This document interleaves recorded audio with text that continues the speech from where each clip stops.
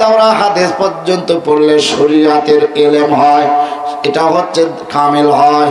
কিন্তু যারা এক জরবি জিকির, দুই জরবি জিকির, তিন জরবি, চার জরবি নফিয়াত বাতাস খাকবাত এভাবে যারা অর্জন করে করে করে করে ইলমে তাসাউফ অর্জন করবে, তারা হচ্ছে তরিকতের কামিল হয়। আর জোরে কোন, যারা তরিকতের কামিল হয় রে বাবা, আল্লাহ তাদেরকে তিনটা নিয়ে দুইটা চোখ দেয়, দুইটা কান দেয়। জোরে কন্যা সুবহানাল্লাহ। এই চোখ আর কানটা ভিন্ন জিনিস রে বাপ, আলাদা করে আর একটা দেওয়া হয়। তার মধ্যে একটা ব্যাখ্যা আমি আপনাদেরকে দিব। আল্লাহর নবী বলেন, ও দুনিয়ার মানুষ তোমরা শুনে রাখো, কোনোদিন আমাকে দেখো নাই, কোনোদিন আমার সাথে মুসাফা করতে পারো নাই, কোনোদিন আমার মজলিস শুনতে পারো নাই। এই দুই ইলম অর্জনকারী হক্কানি আলেমদেরকে যারা সাক্ষাৎ পাইবা, তারা যেন আমি নবীকে সাক্ষাৎ পেয়ে যাওয়া।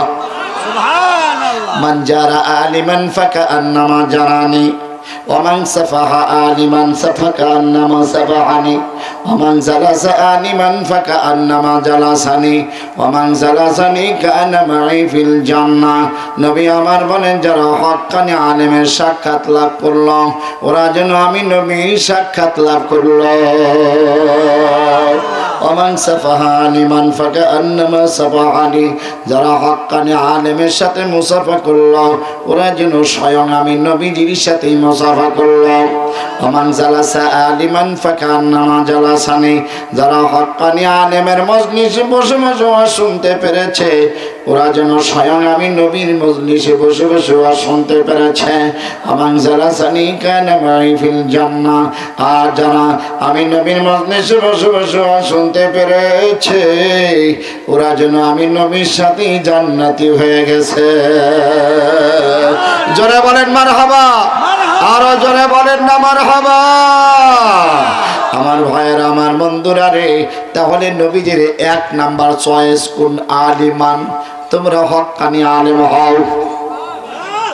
হক্কানি আলেম যদি হতে না পারো, আও মুতাআল্লিমান, তোমরা হক্কানি আলেমদের তলবে ইলম হও। আজকে যারা বসে বসে ওয়াজ শুনছেন, তারা হক্কানি আলেমদের তলবে ইলম হয়েছেন। আও মুহিব্বান, তোমরা হক্কানি আলেমদেরকে ভালোবাসবে। আও মুস্তামিয়ান, তোমরা হক্কানি আলেমদের মজলিসে বসে বসে ওয়াজ শুনবে। ওয়ালা তাকুনু খামিসা ফাতুহলিক, এই চারটার বাহিরে খামিস মানে পাঁচ নাম্বার কাতারে যেও না, তাহলে তোমরা ধ্বংস হয়ে যাবে। আজকের ওয়াজের মজলিসে বসে ওয়াদা করতে চাই, আমরা এই চারটা শ্রেণীর মধ্যে থাকবো, 5 নাম্বার কাতারে যাব না। রাজি আছেন যারা? দুখানা হাত তুলে দেখান তারা। জোরে বলেন মারহাবা, আর জোরে বলেন মারহাবা। একটুখানি জিকির করুন লা ইলাহা। একটু আগায় আসুন, মাঝখানে ফাঁকা জায়গাগুলো বন্ধ করেন মেহেরবানি করে। আর যারা ওই যে বাইরে বসে আছেন এবং মাহফিল থেকে দূরে আছেন, আমি আদবের খেলাফ হচ্ছে আপনাদের, আপনারা মেহেরবানি করে সুস্থ থাকলে মাহফিলে আসেন, আল্লাহ নিয়ামত দিয়ে আজকে ভরে দেবে ইনশাআল্লাহ। আগায় আসেন, জিকির করুন লা ইলাহা ইল্লাল্লাহ। ফাঁকা জায়গা বন্ধ করুন, ফাঁকা জায়গা। লা ইলাহা ইল্লাল্লাহ।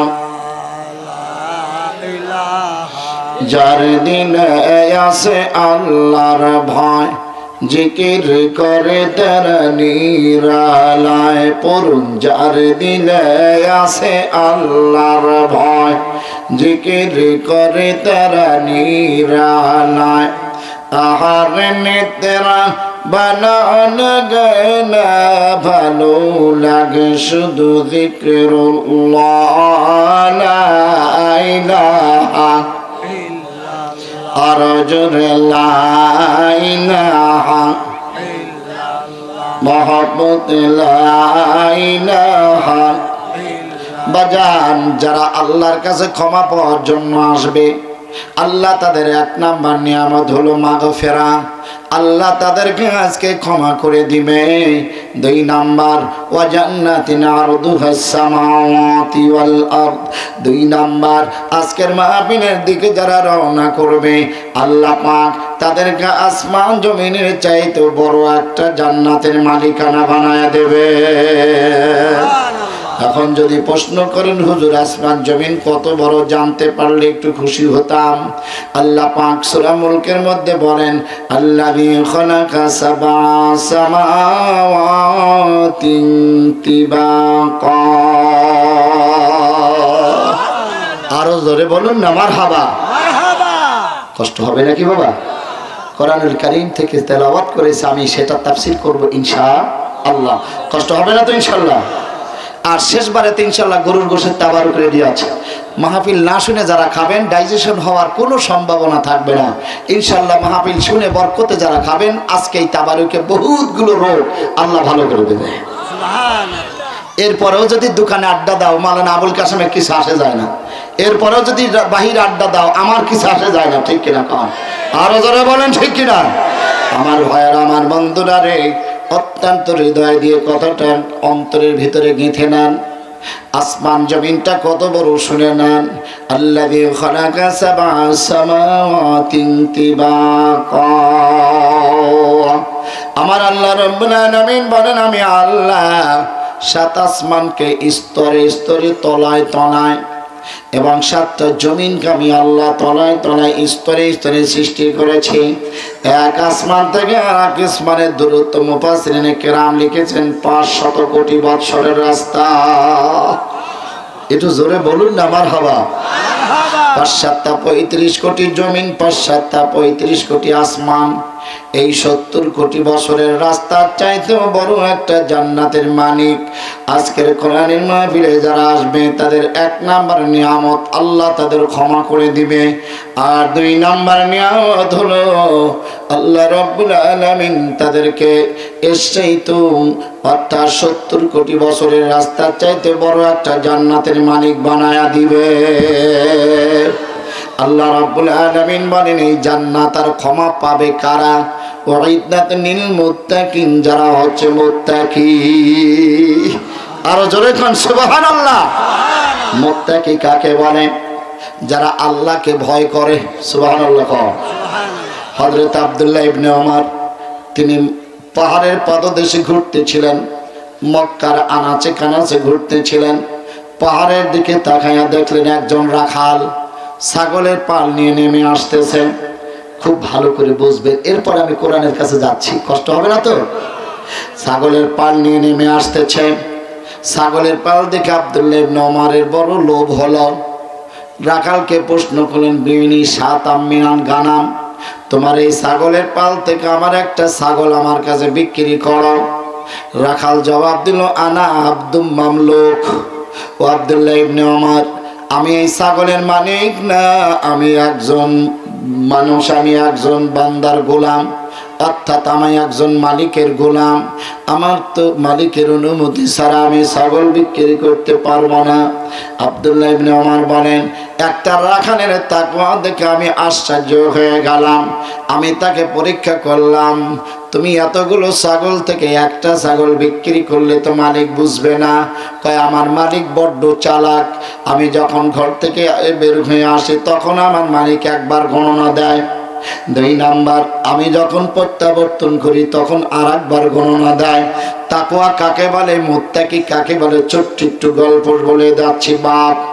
আব্দুল্লাহ ইবনে ওমর বলেন, একটা রাখালের মধ্যে এত বড় তাকওয়া, এত বড় আল্লাহর ভয়, এইটা পরীক্ষা করার জন্য তিনি বললেন যে আমি আরেকটু পরীক্ষা করলাম। আমি তাকে বললাম, তুমি বললাম ফা আকালাহু যিব, একটা ছাগল আমার কাছে বিক্রি করে তুমি মালিককে বোঝাবা। ফা আকালাহু যিবু, যিবুন মানে বাঘ। পাহাড়ের পাদদেশ থেকে বাঘে একটা ছাগল খেয়ে ফেলেছে।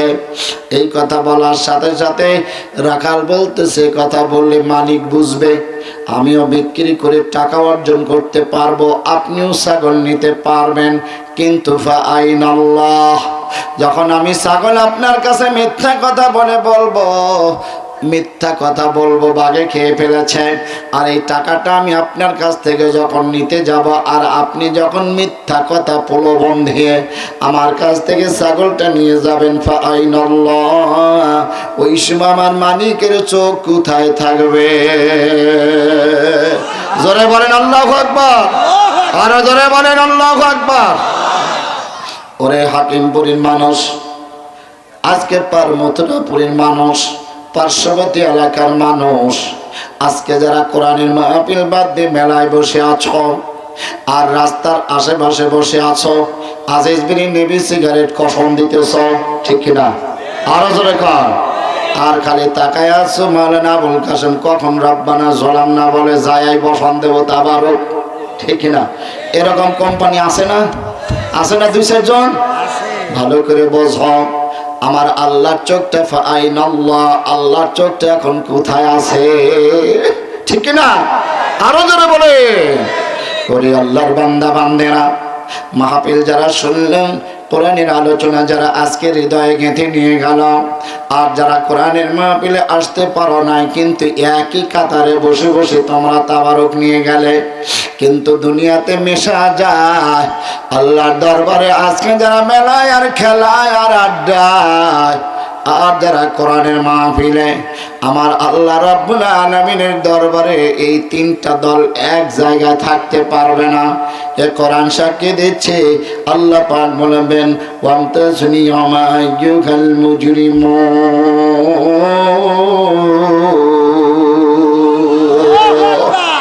সূরা ইয়াসিনের মধ্যে আল্লাহ বলেছেন, আল্লাহ কিয়ামতের ময়দানে ওই আড্ডা দেওয়া, ওই মেলায় থাকা, তাসের আড্ডায়, জোয়ার আড্ডায় এবং বিভিন্ন রাস্তার মোড়ে মোড়ে বসে থাকা আর কোরআনের মানুষগুলো যারা একসাথে তাবারুক নিয়ে ফেলেছ, হাসরের ময়দানে এরকম মিশার কোনো সুযোগ নাই। আমার আল্লাহ রাব্বুল আলামিন বলবেন অমতাজনি ওয়া আইয়ুহাল মুজরিমুন, ওরে পাপীরা, আজকে তোমরা নেককারদের থেকে আলাদা হয়ে যাও। ওই সময় আমি কলার ঝাড়ি দিতে পারবো না, আমি দলের ক্ষমতাশীল, ঠিক না? আরো ধরে তুমি কলার ঝাড়ি দিতে পারবে না, আমি সম্পদশালী। তুমি ক্ষমতা বড়াই দেখাতে পারবে না, তুমি কোনো কথা বলতে পারবে না। ওই দিন লজ্জিত আর মনটা নরম করিয়া, মুখখানা বেজার করে, মুখখানা পেঁচার মতো করে, অত্যন্ত দুঃখ ভারাক্রান্ত হৃদয়ে তোমাকে লজ্জিত অবস্থায় আলাদা হয়ে যাওয়া লাগবে। আমি ডাক দিলাম, ওরে বাবাজিরা, যুবকেরা, যুবতীরা, ওই দিন এত লজ্জিত হয়ে যাবা, তখন নিজেকে নিজে ধিক্কার দেবা। দুনিয়াতে নেতাগিরি করে লাভ হলো কি? আজকে তো সব চাইতে বড় লাঞ্ছিত হলাম।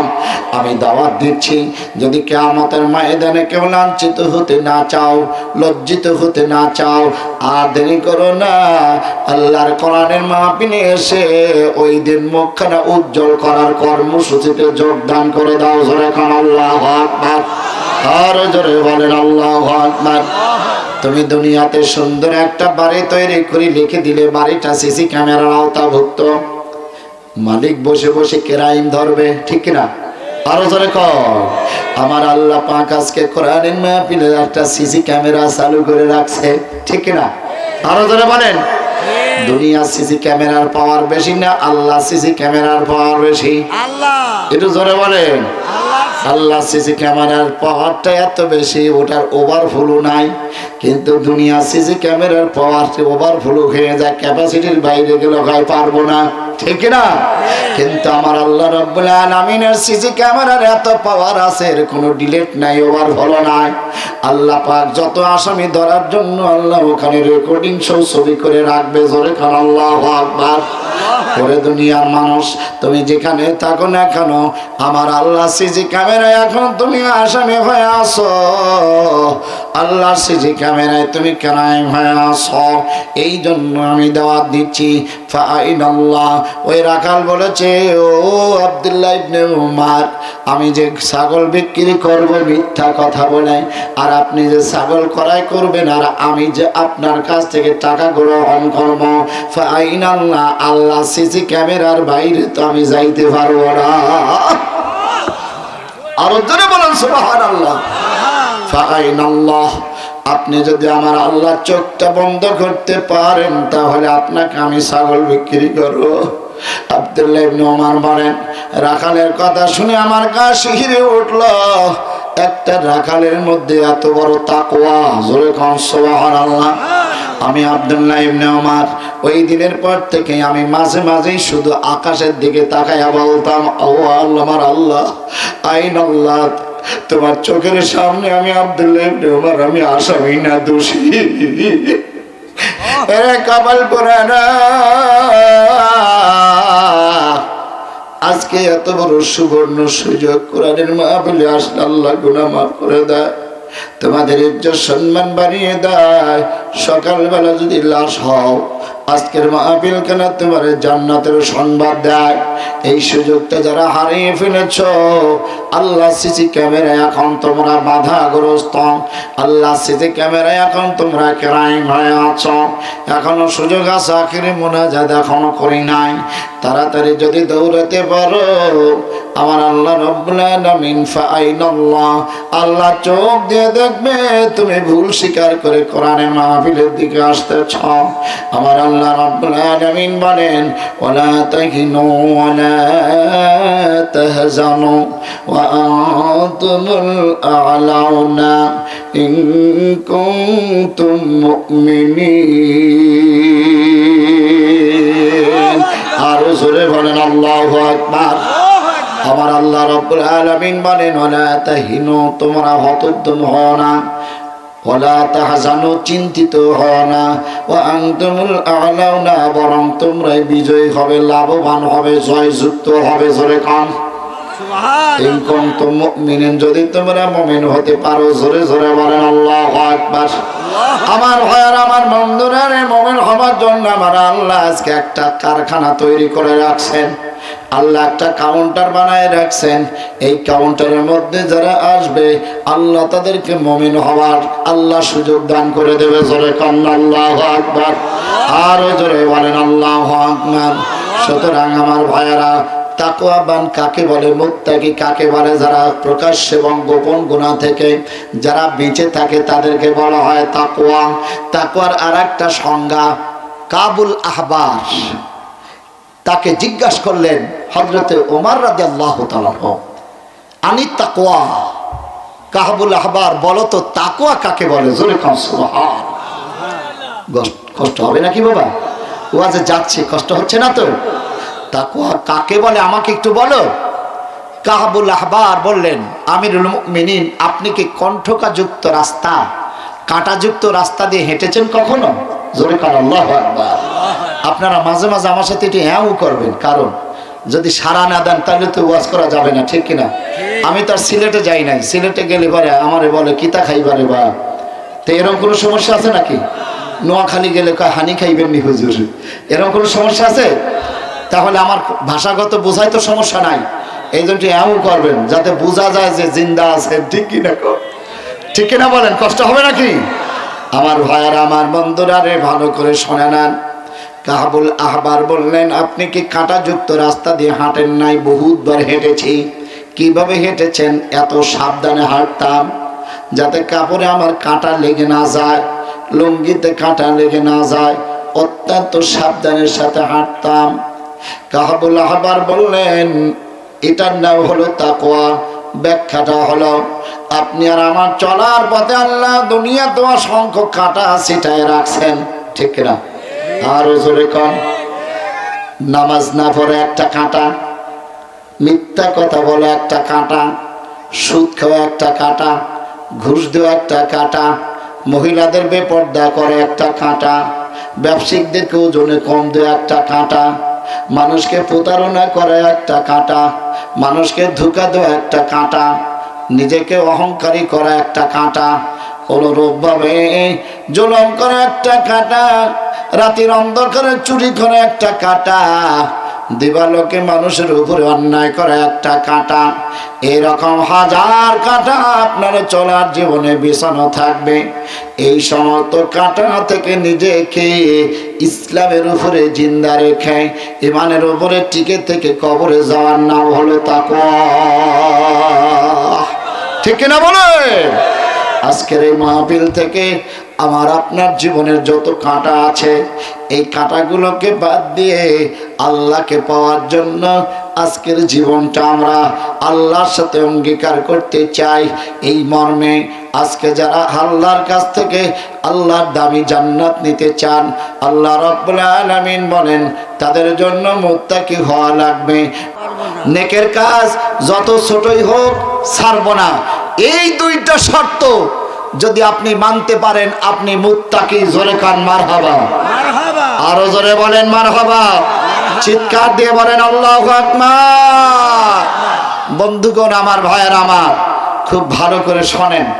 আজকে যারা এখানে এসেছেন আমি বলেছিলাম হক্কানি আলেমদেরকে আল্লাহ দুইটা চোখ দেয়, দুইটা কান দেয়। ব্যাখ্যা দিয়েই আমি আমার কোরআনের পঠিত আয়াতে চলে যাব ইনশাআল্লাহ। বড় পীর আব্দুল কাদের জিলানী রহমাতুল্লাহ আলাইহি খ্যাতি সম্পন্ন উনি, বরেণ্য উনি, অলিকুলের শিরোমণি, পীরকুলের সর্দার। ওনাকে পরীক্ষা করার জন্য তদানীন্তনকালের 50 জন বড় বড় আলেম, মুফতি, মুহাদ্দিস।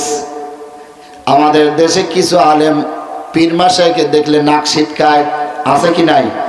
আরো জোরে কর। আরে ওলিদের দেখে নাক ছিটকায় লাভ নাই। ওলিরা হচ্ছে আল্লাহর বন্ধু। কার বন্ধু? একটু জোরে কন।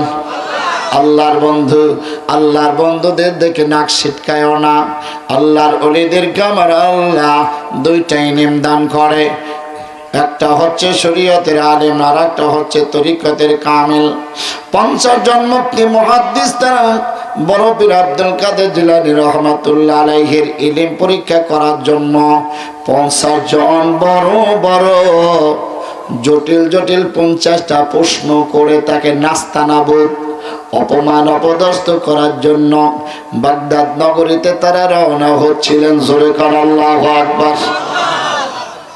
গাড়ি ঘোড়া এত ছিল না, এত অবস্থান ভালো ছিল না, হেঁটে হেঁটে যাচ্ছিলেন। জোরে কর সুবহানাল্লাহ।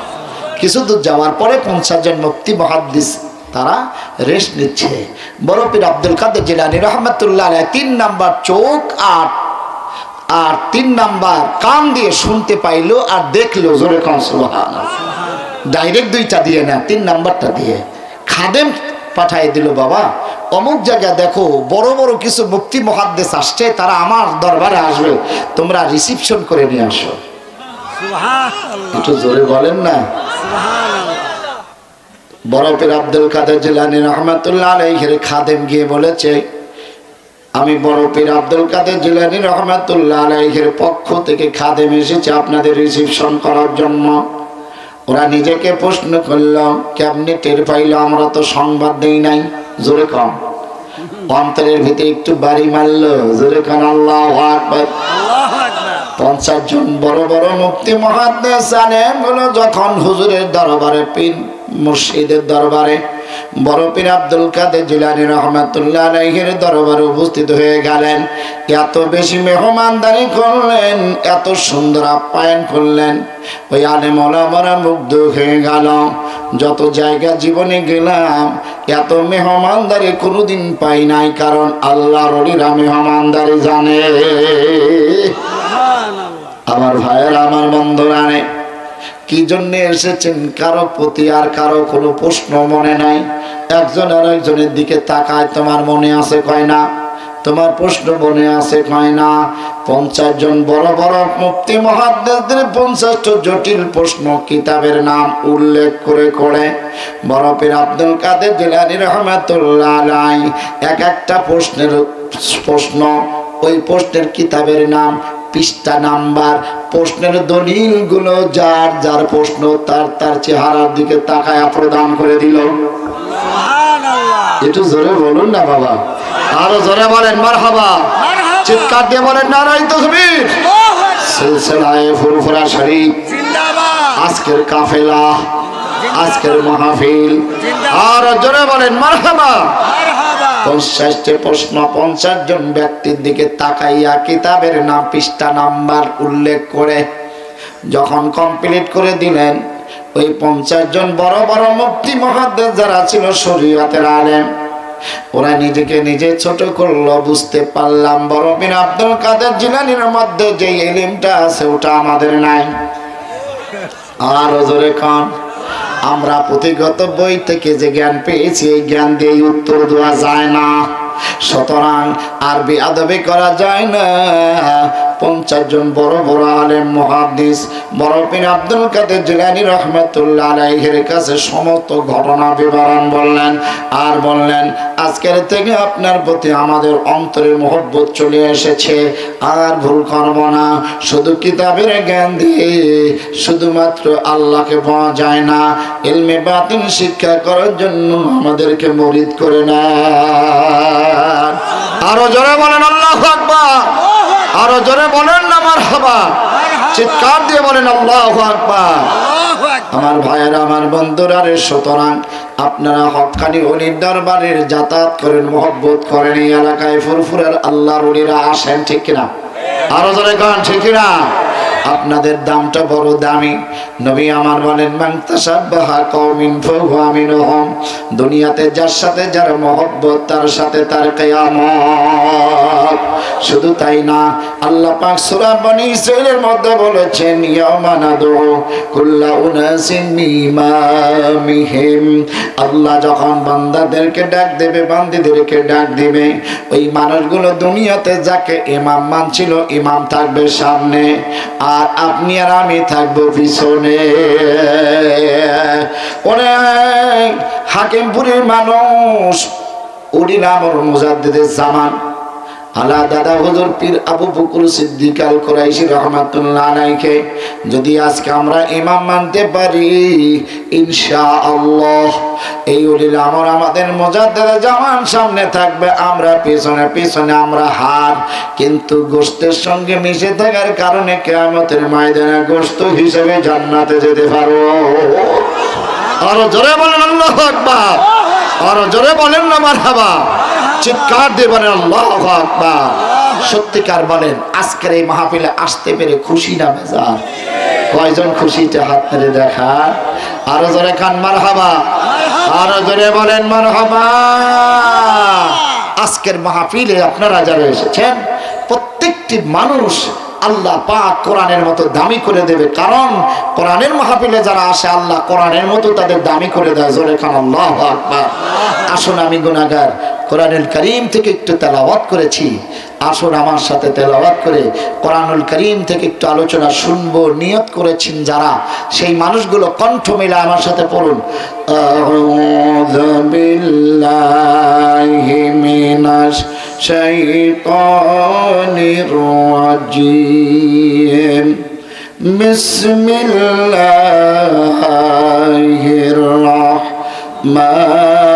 রাহমানির রহিম, আলিফ লাম রা,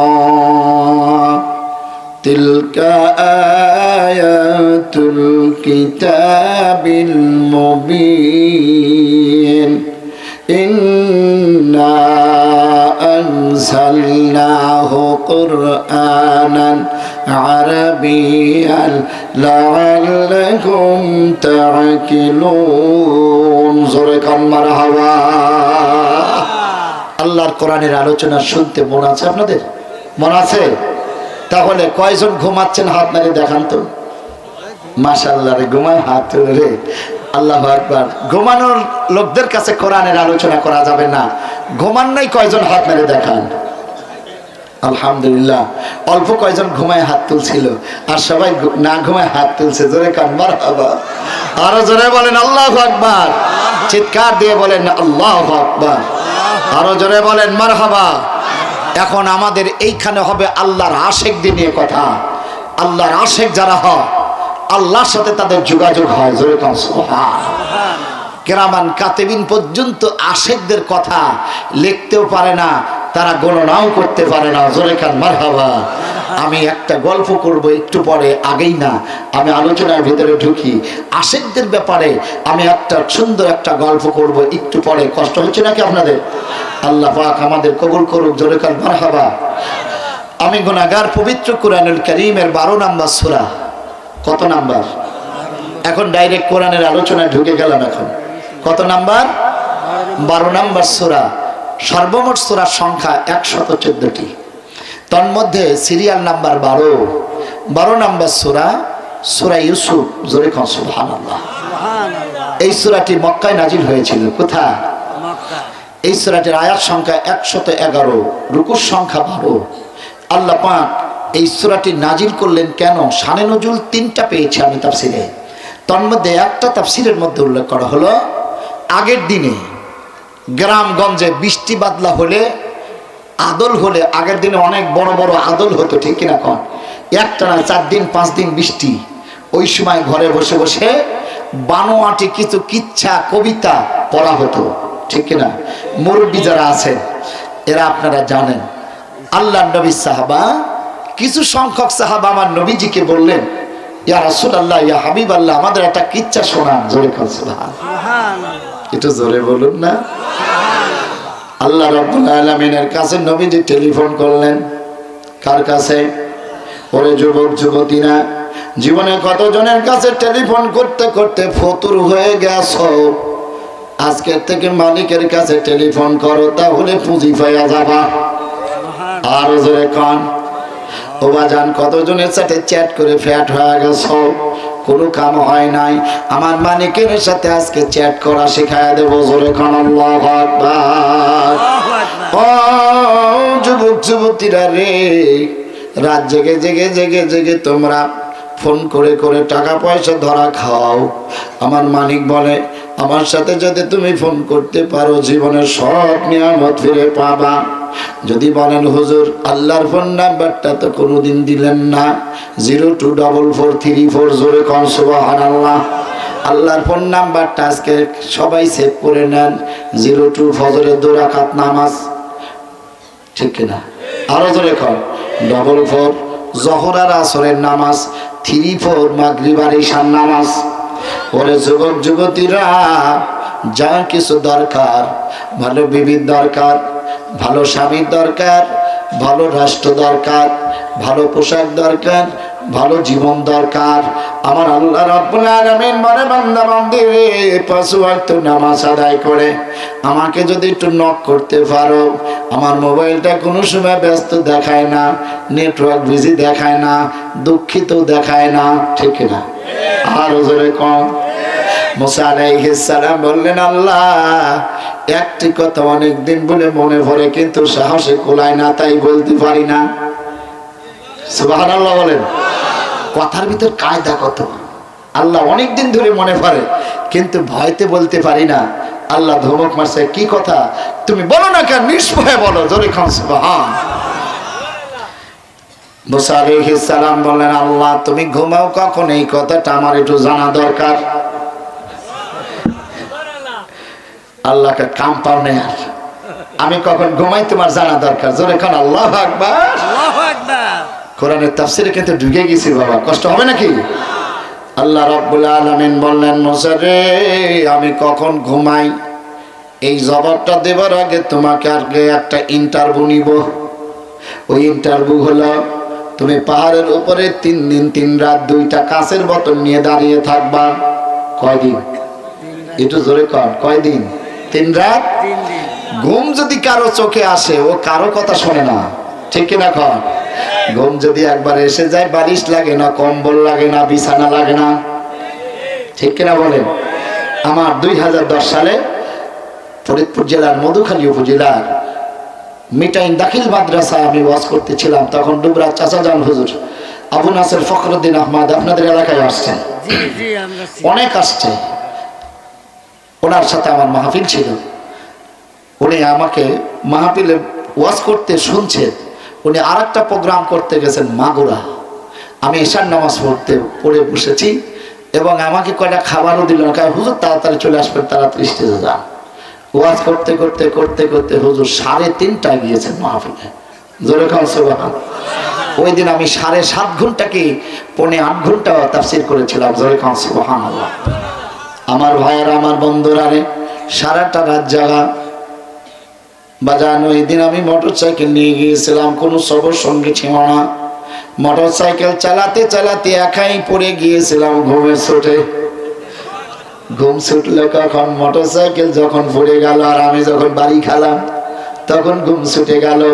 বোঝা গেল ঘুমটা এমন জিনিস যেটা কোনো আওয়াজ কালাম মানে না, ঠিক না? আরো জোরে বলে।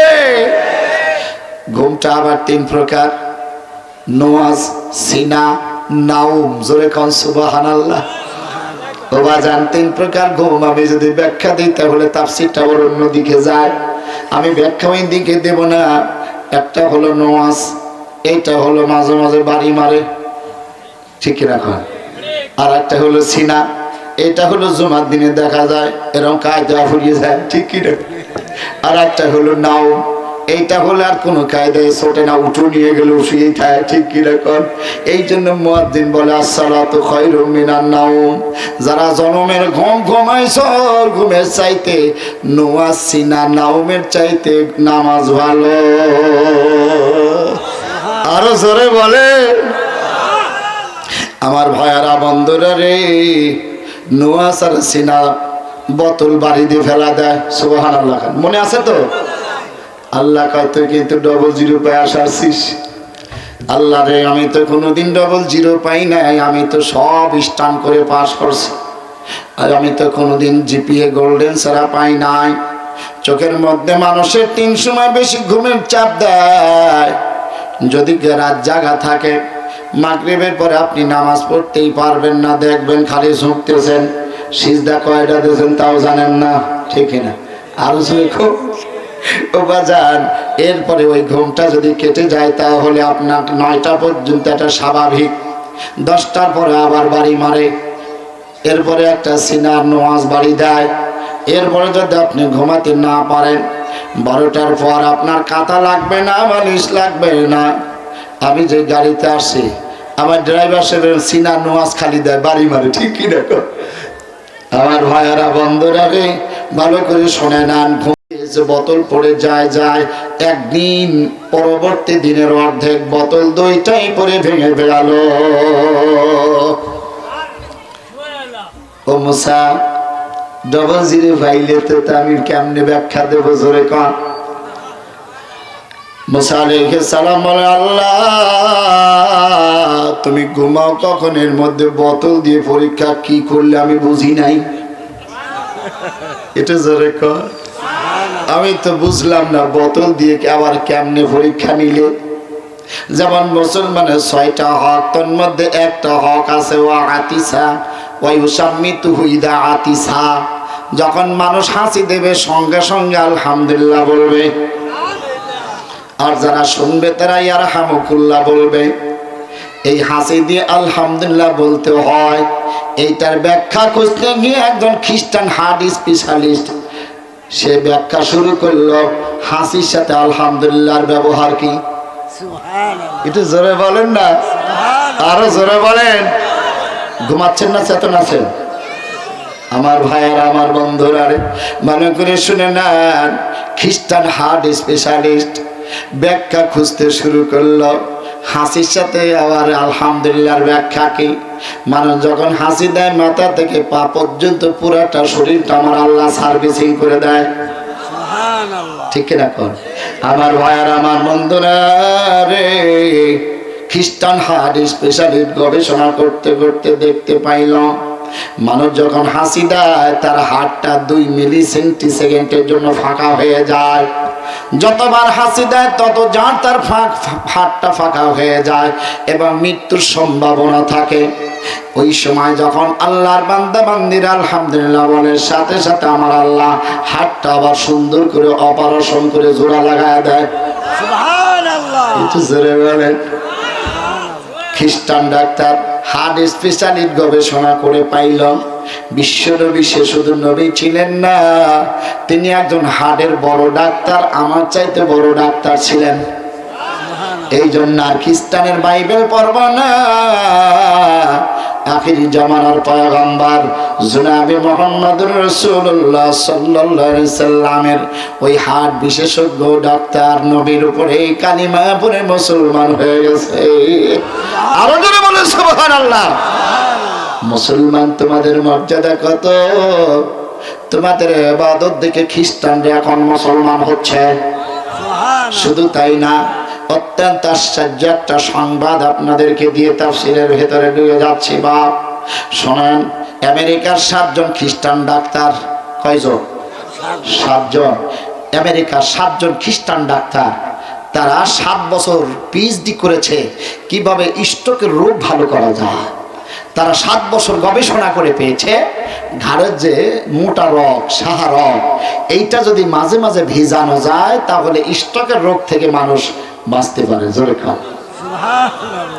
7 বছর গবেষণা করার পর, পিএইচডি করার পর বের হয়ে দেখে এক মুসলমান ওযু করার সময় ঘাড় মাসহ করতেছে, রগ ভিজাচ্ছে। সুবহানাল্লাহ। 7 জন খ্রিস্টান ডাক্তার ওদের প্রশ্ন করে, কিরে চাচা তো ক্লাসে পাইলাম না, তা ক্লাসের জ্ঞান পাইলো মানে? পিএইচডি করলো না, পিএইচডির জ্ঞান দিল কে রে? জোরে কোন সুবহানাল্লাহ। চাচাকে ডাক দেয়, চাচা 7 বছর পিএইচডি করে যে জ্ঞান পাইলাম, তুমি এই জ্ঞান কার কাছ থেকে পাইলে? মুসলমান জবাব দেয়, ওরে 7 জন খ্রিস্টান ডাক্তার, তোমরা আজকে 1500 বছর পরে পিএইচডির জ্ঞান করে যেটা পেয়েছ, আখেরি জামানার পয়গম্বর জনাবে মুহাম্মদুর রাসূলুল্লাহ সাল্লাল্লাহু আলাইহি সাল্লাম ওযু করার পদ্ধতিতে স্ট্রোকের রোগ ভালো করার প্রশিক্ষণ দিয়েছে। সুবহানাল্লাহ। 7 জন খ্রিস্টান ডাক্তার চিন্তা করলো, নবীজি শুধু নবী ছিলেন না, তিনি তো স্ট্রোকের রোগের মহা ঔষধ প্রস্তুতকারীতে ওযু নির্মাণ করেছেন। জোরে খান সুবহান। আর খ্রিস্টান থাকা যায় না যারা জন্মসূত্রে পিএইচডি করার জ্ঞান পেয়ে যায়। ওই কালিমা পড়ে 7 জন পিএইচডি করা ডাক্তার, খ্রিস্টান ডাক্তার কালিমা পড়ে মুসলমান হয়ে গেল। আমার ভাইয়ারা, আমার বন্ধুরা, মুসা আলাইহিস সালাম বলে, আল্লাহ তুমি ঘুমাও কখন? জবাব দিলে না, বরং বোতল দিলে। বোতলে কি শিক্ষা? সুবহানাল্লাহ। মনে আছে? আমার ভাইয়ার, আমার বন্ধুরা রে, আল্লাহ রাব্বুল আলামিন বলেন, মুসা 2টা কাঁচের বোতলের কোনো মূল্য নাই।